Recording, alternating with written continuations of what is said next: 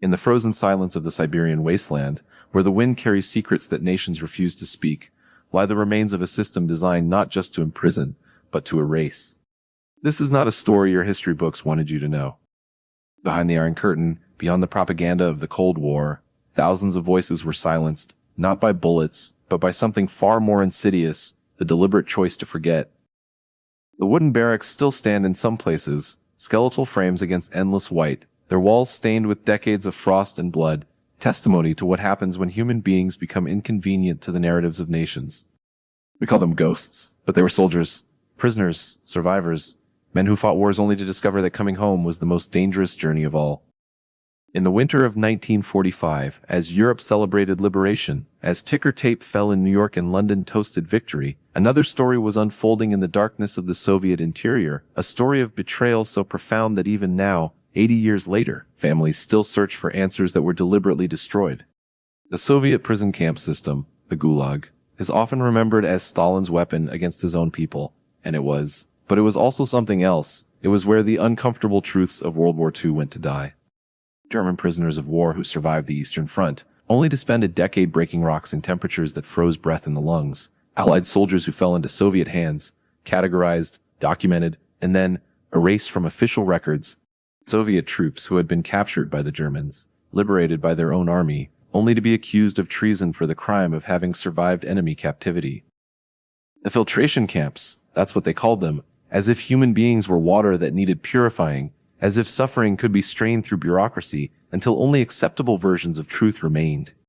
Picture a returning soldier, a man who endured years in a German PO camp, who witnessed atrocities, who survived on will alone, finally crossing back into Soviet territory, expecting embrace, receiving interrogation instead. Were you tortured? They would ask, and any answer was wrong. If you said yes, you were weak. If you said no, you were a collaborator. The questions were designed not to discover truth, but to manufacture suspicion. Entire battalions disappeared this way, not killed, but reclassified, sent from one barbed wire enclosure to another, from German camps to Soviet ones, their families told nothing, their fates unrecorded, their existence becoming classified information.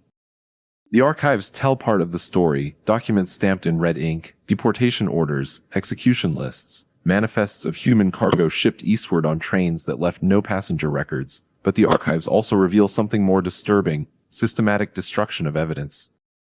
In 1956, during Khrushchev's thaw, when some truth about Stalin's crimes finally surfaced, orders went out across the Soviet bureaucracy: destroy certain files, burn specific records, erase particular names from the ledgers of history. Not all of it. Enough remained to maintain the fiction of administrative normalcy, but anything too damaging, anything that revealed cooperation with Western allies in covering up war crimes, anything that documented the fate of soldiers from countries that were now enemies in the Cold War, that went into the fire. The Katyn Forest, where Soviet forces executed thousands of Polish officers in 1940, was blamed on the Germans for decades, the lie maintained with such conviction that it became official history until Glasnost finally forced the truth into daylight.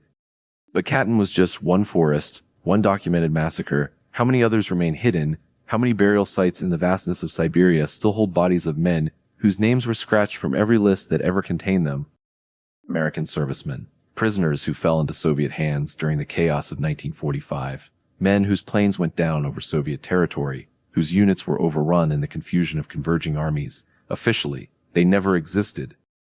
The U.S. government, facing the political reality of the Cold War, made calculations. Some soldiers could be recovered through diplomatic channels, but others became too expensive, too complicated, too damaging to the alliance that was already fracturing. Families were told their sons died in combat, graves marked as unknown, cases closed with bureaucratic efficiency, while in reality, some of these men spent years in camps so remote that even their guards didn't know where they were on a map. Survivors, the few who eventually returned, brought stories that no one wanted to hear, tales of seeing American uniforms in Soviet labor camps, of hearing English spoken in the barracks, of men who begged for someone, anyone, to remember they existed. But speaking meant risk, and America, during the Red Scare, claiming you'd been held by the Soviets meant suspicion, interrogation by your own government, accusations that you must have collaborated to survive. In the Soviet Union, any reference to Western prisoners was treason. Former guards who hinted at the truth found themselves on the other side of the barbed wire, silence enforced through the threat of becoming what you once guarded. The psychology of this erasure, The human cost of politically convenient forgetting extends beyond the prisoners themselves. Imagine being a mother, receiving a telegram that your son is missing in action, then another saying he's presumed dead, then decades later, whispers from a defector that he might have been alive years after the war ended, but having no way to prove it, no records to access, no government willing to investigate. The trauma doesn't end with death, it multiplies through generations. Children who never knew their fathers, who were told heroic stories of sacrifice, only to discover in old age that their fathers might have died calling names that no one answered, in places their own governments pretended didn't exist. The barracks still stand, in some places, abandoned now, the permafrost preserving wood that should have rotted, creating accidental monuments to intentional forgetting. In one such camp, discovered by researchers in the 1990s, they found scratches on the walls, names carved into frozen wood with fingernails and pieces of metal, desperate attempts at immortality, proof that I was here, that I existed, that I mattered. Some of the names were Russian, some German, some in letters that looked like English, but most were illegible, worn away by time and ice, just like the memory of who put them there. The documents that survived, the ones that escaped the fires of 1956 and the purges that followed, reveal a system of staggering efficiency. Every prisoner cataloged, every transport documented, every death recorded in ledgers that filled warehouse after warehouse. But efficiency in documentation became efficiency in destruction. The same bureaucratic precision that tracked human suffering could erase it. The same files that proved atrocities could be pulped and burned, leaving only gaps in the archive, spaces where truth used to live. Historians call these archival silences, places where the absence of evidence is itself evidence, where the emptiness speaks louder than any document could. When you search for records of American POWs in Soviet camps, the official archives of both nations fall silent. The American records say these men died in combat. The Soviet records say no Americans were ever detained. And between these two certainties, men vanished into historical non-existence. The last known survivor of this system, a man who spent 12 years in Soviet captivity before being quietly repatriated in a prisoner exchange no one publicized, died in 2003, having spent his final decades trying to convince people that his experience was real, that he wasn't crazy, that the camps he remembered, the men he buried, the screams he heard, actually happened. His family donated his papers to a university archive, his handwritten accounts, his attempts to identify fellow prisoners, his letters to congressmen and historians, most of which went unanswered, evidence of one man's fight against the erasure of his own existence. The ice preserves everything in Siberia for a while. Bodies remain frozen, buildings stay standing, but eventually, even in that cold, decay comes, wood collapses, bones scatter, and the physical evidence of these places disappears into the landscape. What survives, if anything, is memory, but memory is fragile, especially when it's unwanted, when it contradicts the stories nations tell themselves about their righteousness, their moral clarity, their treatment of those who serve them. The Cold War required simple narratives, good versus evil, freedom versus tyranny, and in that simplicity, there was no room for the complexity of men who fell through the cracks of ideology, who became ghosts because acknowledging their existence would complicate the tale.